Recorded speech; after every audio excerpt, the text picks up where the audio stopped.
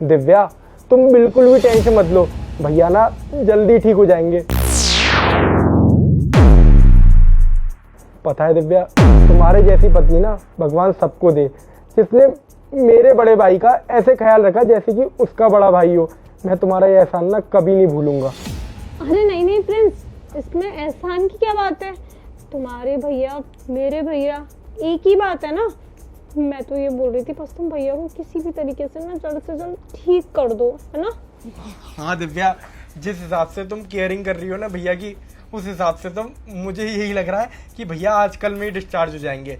दिव्या, मैंने ना रिसेप्शन पे एक दवाई का पर्चा दिया था, दवाइयाँ अभी तक आ गई होंगी। तुम दवाइयाँ ले आओ, मैं भैया की ड्रिप वगैरह चेक कर लेता हूँ। बिल्कुल, अभी ले आती हूँ। हाँ तुम ले आओ।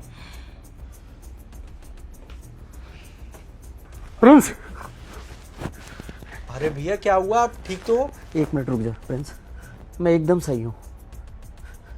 हाँ, और मैं तुझे ये बताना चाहता हूँ कि देख, बहू ने देख इसमें कुछ मिला दिया है, इसलिए मैंने ड्रिप रेप हटा दी। तू जानता था जब आया था तब इसका कलर कुछ और था और अब इसका कलर कुछ और हो गया। अरे हाँ, ये तो इस कलर की दवाई होती ही नहीं है जो ड्रिप आपकी चढ़ रही है, ये तो ऑरेंज कलर की होती है, ये तो पूरा लाल कलर हो रखा है।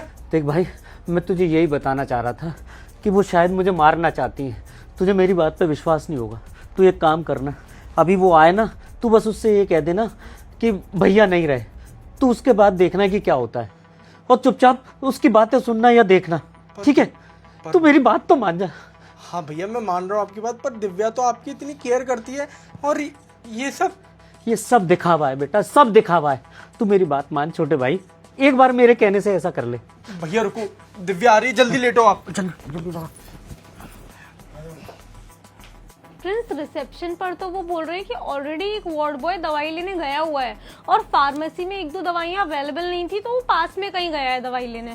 दिव्या, हम दवाई का कोई फायदा नहीं है। जब तुम यहाँ से गई थी ना, उसके बाद मैंने पल्स मीटर लगाया भैया की उंगलियों पे, मैंने देखा कि भैया की पल्स ही नहीं आ रही है। पल्स नहीं आ रही है? भैया नहीं रहे दिव्या इस दुनिया में, जो कुछ भी समझ में नहीं आ रहा। अभी थोड़ी देर पहले तक भैया की कंडीशन ऐसी थी कि इनको अभी के अभी डिस्चार्ज करा लो, और एकदम से तू गई और पता नहीं क्या हुआ भैया को। मेरी गलती है, मुझे यहाँ से जाना ही नहीं चाहिए था। भैया से मैं इतनी ज़्यादा कनेक्टेड थी। तुम तो पूरे दिन यहाँ पर हॉस्पिटल में रहते थे, पर घर पे बड़े भाई की तरह भैया ही रहते थे मेरे साथ। वो हर काम के लिए मुझे बोलते थे, इसलिए उन्होंने शायद मुझे कुछ बताने की कोशिश भी की थी, पर मुझे समझ नहीं आया, बोल नहीं पा रहे थे ना, शायद उन्हें तकलीफ हो रही होगी। दिव्या, मैं नीचे जाके भैया के डिस्चार्ज पेपर रेडी कराता हूँ और उनका डेथ सर्टिफिकेट भी बनवाता हूँ। तू जब तक यहीं रहना। हाँ ठीक है, जल्दी आना।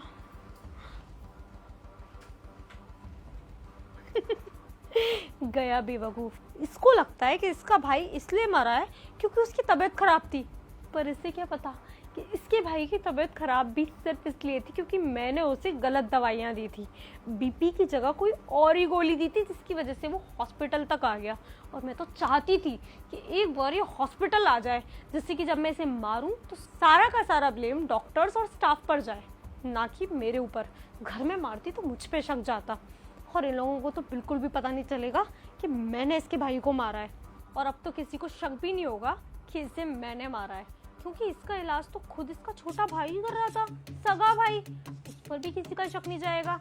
जो भी होगा शक जिस पर भी जाएगा, पर मुझ पर नहीं जाएगा, क्योंकि वैसे भी इन लोगों को लगता है कि मैं बड़े भाई से बहुत ज़्यादा कनेक्टेड हूँ। पर इन्हें क्या पता कि मैं तो हमेशा से चाहती थी कि ये मर जाए, क्योंकि इसकी वजह से ना प्रॉपर्टी मेरे पति के नाम नहीं हो रही थी, और मेरे पति की नहीं, मतलब वो प्रॉपर्टी मेरी भी नहीं। मैं नहीं रहना चाहती किसी और के घर में, मुझे मेरा खुद का घर चाहिए, और वही घर चाहिए। अब सारे रास्ते के कांटे जा चुके हैं, अब सारी की सारी प्रॉपर्टी मेरी और मेरे पति की होगी।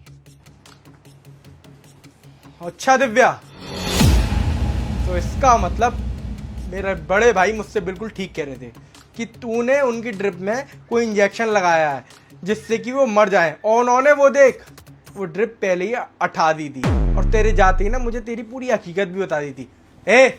हाथ लगाने की जरूरत नहीं है मेरे भाई को, दूर हट मेरे भाई से। भैया भैया बिल्कुल ठीक है।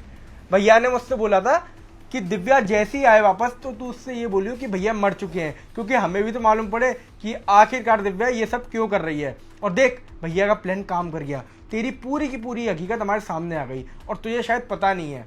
फॉर सिक्योरिटी रीजन इस पूरे के पूरे हॉस्पिटल में ना ऐसे कैमरे लगे हैं जो आवाज़ भी कैच करते हैं, और यहाँ पे भी कैमरे लगे हुए थे और यहाँ पे भी सारी आवाज़ रिकॉर्ड हो रही थी। जो भी तूने बकवास करी है ना, सारी चीज़ें तेरी रिकॉर्ड हो गई हैं। अब तुझे पुलिस स्टेशन जाने से कोई नहीं रोक सकता। कल की कल तुझे डिवोर्स दूंगा और तेरे को पुलिस स्टेशन में भिजवाऊंगा। जो लड़की इतने ड्रामे करती थी मेरे भाई के लिए कि मेरे भाई के बोलने के बाद भी मेरे को ये यकीन नहीं हो रहा था कि तू ऐसा कर सकती है, वो क्या कर सकती है मेरे भाई के साथ। प्रिंस प्लीज मुझे माफ कर दो। देखो मेरा दिमाग खराब हो गया था, मुझे नहीं पता मैं ये सब क्यों कर रही थी, पर मुझे मेरी गलती का एहसास हुआ भी। अब दोबारा ऐसा कभी नहीं होगा। प्लीज प्रिंस मुझे माफ कर दो। भाड़ में गई तुम्हारी माफी और भाड़ में गई तुम। अब मुझे ना तुमसे कोई मतलब नहीं रखना है। मिलते हैं कोर्ट में और उसके बाद जेल में। निकलो यहाँ से।